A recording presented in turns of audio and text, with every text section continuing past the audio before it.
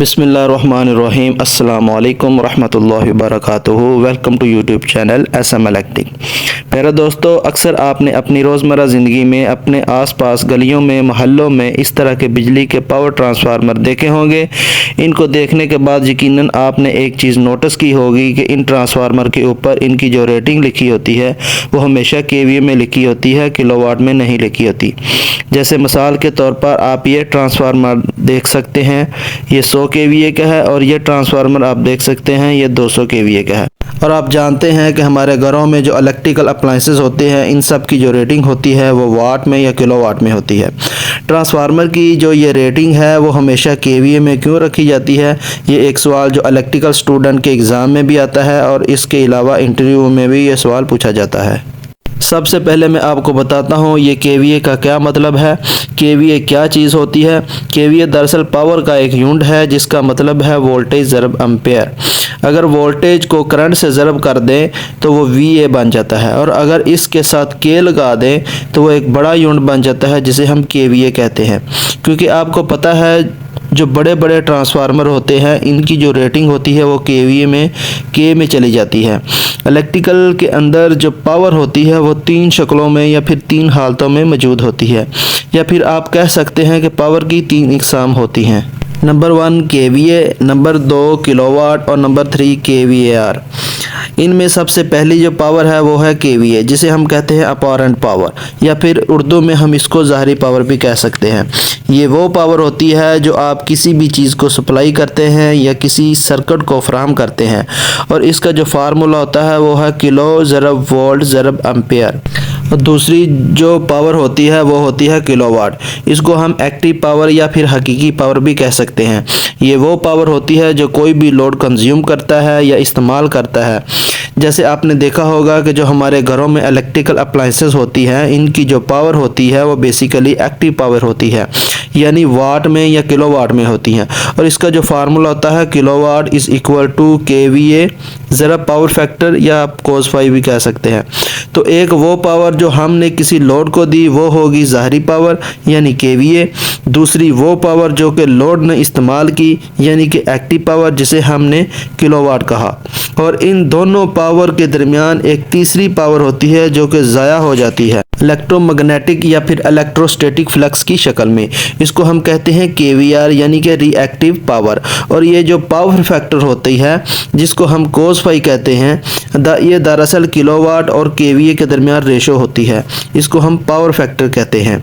और ये हमेशा डिपेंड करता है लोड की टाइप के ऊपर। और हम जानते हैं कि इलेक्ट्रिकल में 3 किस्म के लोड होते हैं, एक होता है रेजिस्टिव लोड, और नंबर 2 होता है इंडक्टिव लोड, और तीसरे नंबर पे होता है कैपेसिटिव लोड। तो दोस्तों, जब भी किसी इंडस्ट्री में ट्रांसफार्मर बनाया जाता है या डिज़ाइन किया जाता है तो पहले से ये चीज़ डिसाइड नहीं होती कि फ्यूचर के अंदर या मुस्तकबिल में इस ट्रांसफार्मर पर कौन सा लोड डाला जाएगा, रेजिस्टिव डाला जाएगा या इंडक्टिव डाला जाएगा या फिर कैपेसिटिव डाला जाएगा।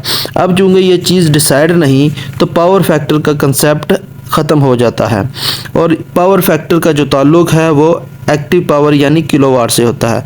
तो इसलिए हम ट्रांसफार्मर के अंदर किलोवाट का जो कॉन्सेप्ट है इसको नहीं लेते।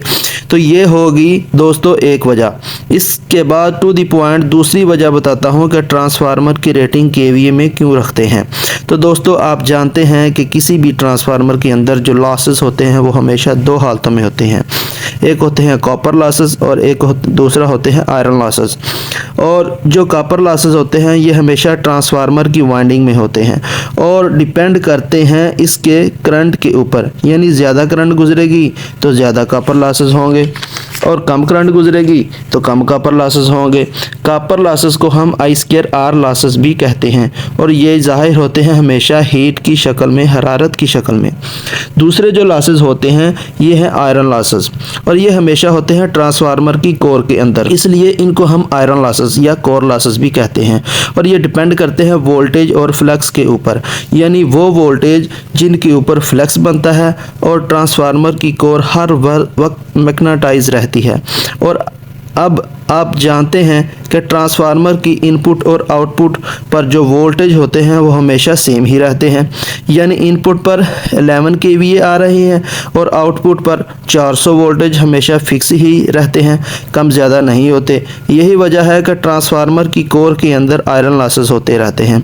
तो दोस्तों कहने का मतलब ये है कि ट्रांसफार्मर के अंदर जो लॉसेस हो रहे हैं वो वोल्टेज और करंट की वजह से हो रहे हैं। वो करंट जो कॉपर लॉसेस बना रही है और वो वोल्टेज जो आयरन लॉसेस या कोर लॉसेस बना रहे हैं। अगर आप इस वोल्टेज और करंट को आपस में मल्टीप्लाई करेंगे तो फिर जो आपके पास पावर बनेगी वोल्ट ज़रब एम्पेयर वो बनेगी VA। और आप जानते हैं कि ट्रांसफार्मर के अंदर वोल्टेज भी ज़्यादा होते हैं और करंट भी ज़्यादा होती है। इसके लिए हम इसके साथ किलो को भी ऐड करते हैं। किलो के साथ इसको मल्टीप्लाई करते हैं तो किलो वोल्ट और एम्पेयर इन तीनों को आपस में मल्टीप्लाई करने से जो आंसर आएगा वो आएगा kilo KVA, kilo volt ampere. यही वजह है कि ट्रांसफार्मर की रेटिंग हम KVA में रखते हैं, किलोवाट के अंदर नहीं रखते, क्योंकि किलोवाट के अंदर पावर फैक्टर भी शामिल होता है और ट्रांसफार्मर के अंदर जब तक लोड नहीं कनेक्ट होता तब तक पावर फैक्टर शामिल नहीं होता। तो सादा अल्फाज में हम ये कह सकते हैं दोस्तों कि ट्रांसफार्मर एक ऐसी इलेक्ट्रिकल डिवाइस है जो कि इलेक्ट्रिकल पावर को एक सर्किट से दूसरे सर्किट में ट्रांसफ़र करती है, खुद इस्तेमाल नहीं करती, कंज्यूम नहीं करती। तो जो चीज़ पावर को करंट और वोल्टेज और पावर फैक्टर की शक्ल में कंज्यूम करे इसकी रेटिंग हमेशा वाट में या किलोवाट में होगी। लेकिन जो डिवाइस इस पावर को सिर्फ ट्रांसफ़र करे या फिर जनरेट करे, जैसा कि ट्रांसफार्मर और AC जनरेटर जो है इसकी रेटिंग भी हमेशा KVA में होती है। तो यही वजह है कि इनकी रेटिंग हमेशा KVA में रखते हैं, किलोवाट में नहीं रखते। तो मैं उम्मीद करता हूं दोस्तों कि आपको ये कंसेप्ट क्लियर हो गया होगा कि हम ट्रांसफार्मर की जो रेटिंग है इसको क्यों KVA में रखते हैं, किलोवाट में क्यों नहीं रखते। उम्मीद करता हूं दोस्तों कि आपको मेरी ये वीडियो पसंद आई होगी, और अगर मेरी ये वीडियो पसंद आए तो इसको लाइक करें और ऐसी टेक्निकल इन्फॉर्मेशन देखने के लिए मेरे चैनल को सब्सक्राइब करें।